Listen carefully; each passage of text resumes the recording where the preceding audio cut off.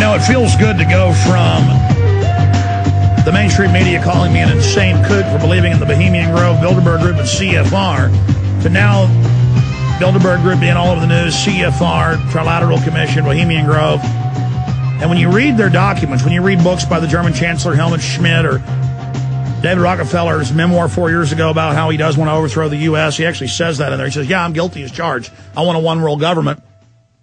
They just had 50 top journalists come out yesterday and call for world governance. And they said, yeah, it's got to be authoritarian to protect the democracy. It's an authoritarian system that's a democracy. That is, we let you vote on what we decide you can. Like you can decide what color, little helicopter cap to wear. You want a pink one or a green one?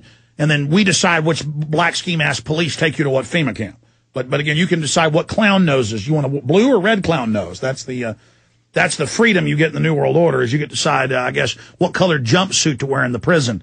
But when you read the Club of Rome documents, CFR documents, everything is the carbon tax, taxing the carbon cycle of the planet. We're carbon-based life forms. The ocean's full of carbon. The trees, the trees breathe the carbon dioxide and put out oxygen for us. They've done studies, and the Earth is starved right now.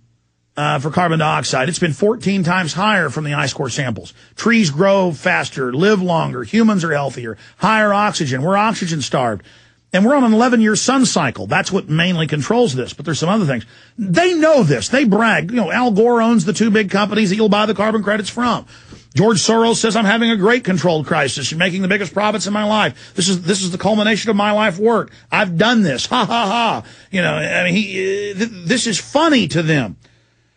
And Marc Morano has probably got the biggest alternative news site, which is as big as a lot of major newspapers, exposing the complete fraud and the new religion. Now, the elite know it's a fraud, but for the public, they say in their own documents that we've covered here, we're going to give them a new religion of Gaia, then this will be organized by the state, and we'll have a one-child policy. And this is what Hitler was for. Hitler was for controlling the population and a vegetarian and an animal rights guy.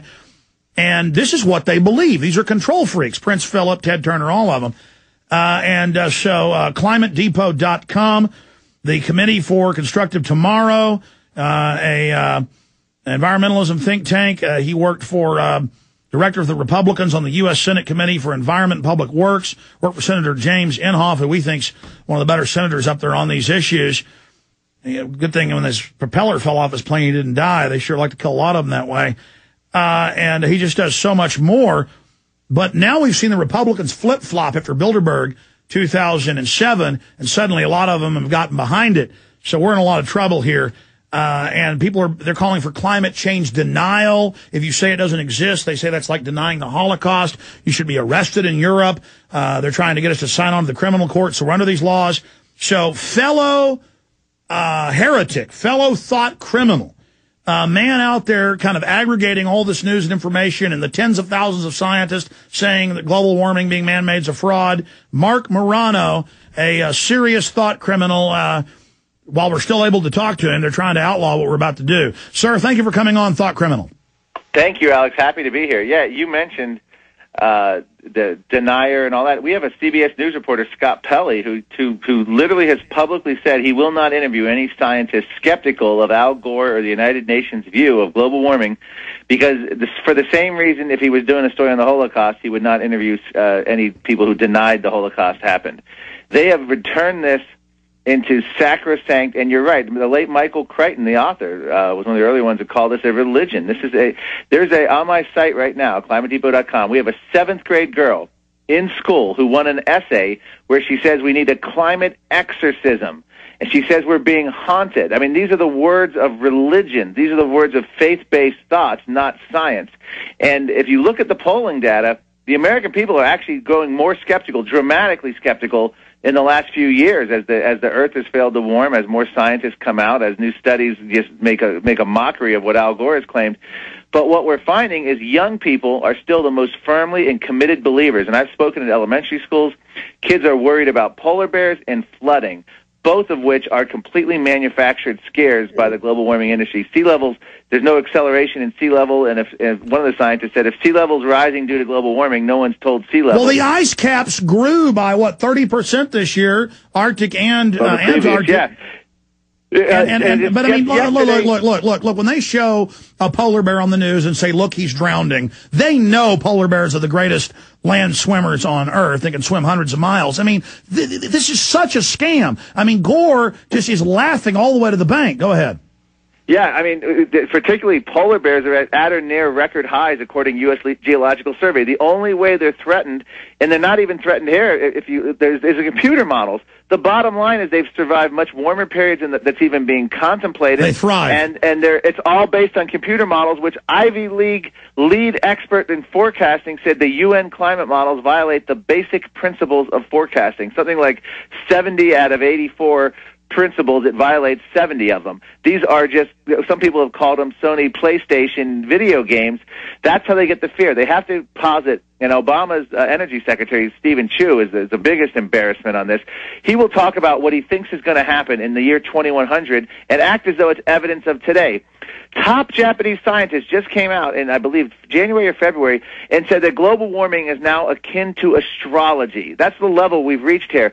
If you read your horoscope every day, it's written in such a way that it's vaguely worded that pretty much anything happens, you can say your horoscope was right. Well, the same way with global warming. They're now getting away from the phrase global warming. They want to call it global weirding, in the words of Thomas Friedman. Exactly. That's what I wanted to ask you about next is the New York Times, as you know, it got leaked that one of these PR firms had written up the new pitch for the White House and the Democrats was that we're losing our atmosphere. It's deteriorating. Climate change, stress when it's over cold, that was caused by man.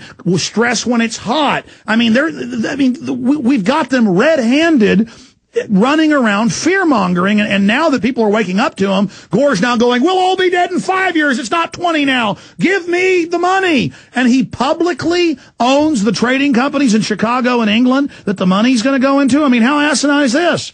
Oh, he is poised. He's partners and affiliated with groups that have already invested $1 billion in, I think, 40 different companies.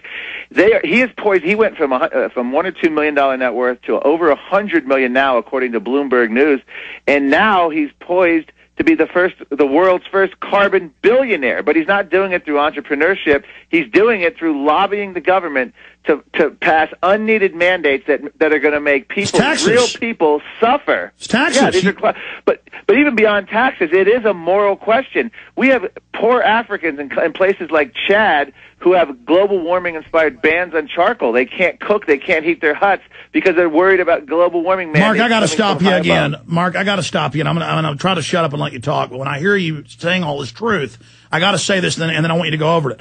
I've read the actual UN studies. It's not even our studies, it's their studies. They admit that their global warming cuts of 20% could kill hundreds of millions of people. If they cut it by 50%, like they're saying, billions. They know, and they're eugenicists, and so they brag that they've got to do this to cut the numbers. These are cold-blooded killers, but then they say we're being paid by oil companies. We're stating facts. They're the ones that are now being paid by oil companies as ExxonMobil's gotten on board for the global scam. Now, I'm going to shut up. Go over the numbers of what this will do to the third world.